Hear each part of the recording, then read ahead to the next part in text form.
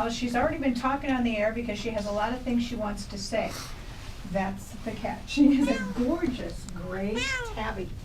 I don't know if you can hear her or not, but she's like, come in and get me. I need to be adopted now. I would look wonderful under the Christmas tree. Well, maybe not under the Christmas tree, because we know how much cats like, she discovered her treats. But she would rather jump down on the floor. So Christy, you are here with Emmett County Animal Shelter. There goes Gwen, that was her tail talking on the air right now. So, how long has she been with you? She's just gorgeous. Hi, Mary.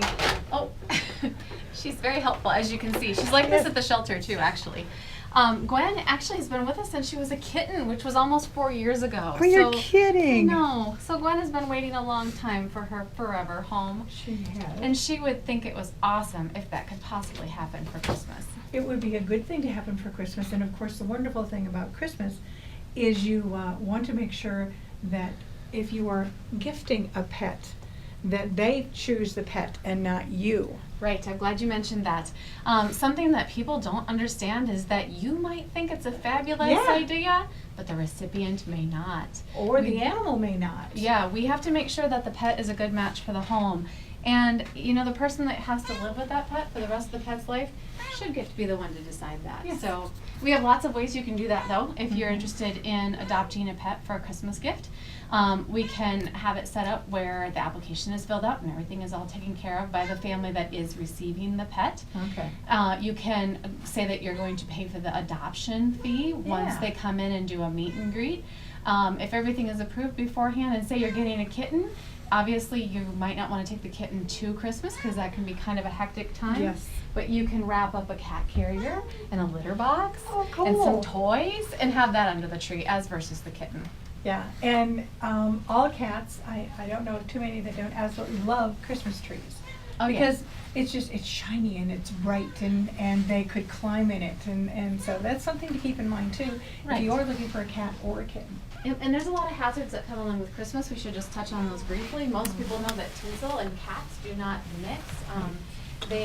Tinsel is just like string. If cats eat string or yarn, they can go down to their intestine. It actually ties their intestine, and then you're in for an emergency surgery. Right. Glass ornaments can be a danger for cats and dogs. Obviously, the poinsettia can be, you know, and poisonous, and mistletoe also, if you have real live mistletoe, and holly also.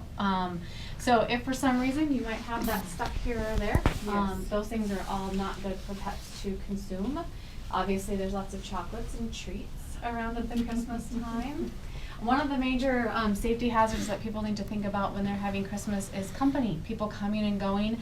They may not notice the pet sneaking out the door, and then you're so active in greeting your guests that you don't realize that Fifi and Fido had jetted out the door.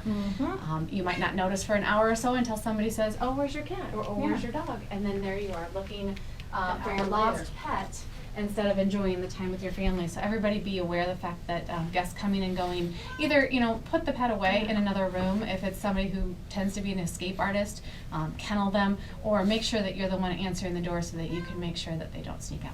Definitely. Now, of course, we've got Gwen here. She's a gorgeous cat. And then we have Skylar. Yeah, Skylar. He is so cool. Actually, both of these guys have something in common, and that's how soft they are. Yes. Gwen, to touch her, she's like, gorgeous. She's like a velvet rug, isn't she? Yeah, she is. Super soft, and so is Skylar. Skylar, we just got him, and his situation is kind of sad, actually. So the family that adopts Skylar will have to be understanding and patient with him because he was actually abandoned in a home and left. Yeah, so he's about 20 pounds underweight right now. We're working on that. He's slated to be groomed so that we can get him all prettied up. We did give him a bath and he looks a lot better now. But he's a fabulous young male neutered dog. He's got a great personality. He seems to get along fine with other dogs. I think he'd love to have kids. Kitties, on the other hand, we'd want to have some dog-savvy cats. Huskies and cats are generally not a good mix. No. He's pretty interested in them. Well, yeah, he wants to play with them. Yeah, but and he forgets. It's too rough. Yeah. He forgets how big he is, so that's where that comes from. So now you brought a poster with you. I did, and if Tara can get a shot of that. It has been a while, but we are still on the lookout for Foxy. Anybody that follows our Facebook page knows that we are desperately wanting Foxy to come back to the shelter. He was adopted and then ended up missing, and we are all beyond words heartbroken about this situation. So anybody in the Estherville area that might be listening, if you can keep an eye out for Foxy, he's pretty noticeable. He's got really long, soft gray fur. If he's out there, is probably scared. He's probably hiding. And if anybody has any information that could lead us to locating him, we are offering a reward for his return. Okay, so just call the shelter. That'd be the best Or the thing. police department. Or the police department. Yep, Okay. they're well aware of it. They are on the lookout for him all the time. The postal delivery people, the meter man, and the whole east side of Estherville. And that cat can travel too, so that's something you need to keep in mind. Yep. So. Yep. All right. Any special hours for Christmas? Actually, I am on Christmas, so if anybody wants to come visit me, you certainly can. Otherwise, tomorrow night is 4:30 to 6:30. Wednesday night is 4 to 7. Friday morning, if anybody feels like coming to the shelter, I'll be there 9 to noon. Otherwise, if anybody's interested in adopting, we're absolutely taking applications for everybody right now. And just go to our website, emmettcountyanimalshelter.org. Shoot us a message on Facebook or shoot us an email at emmettcountyanimalshelter@live.com. All right. And take a look at her. Look at this. She is just so cute.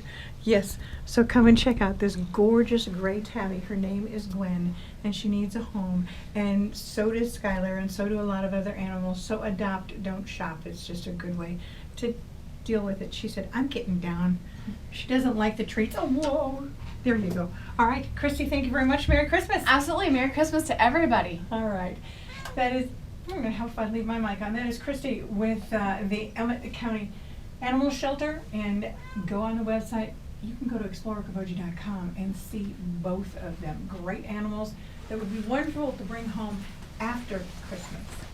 We'll be back with the weather forecast on Campus Radio. KUOO.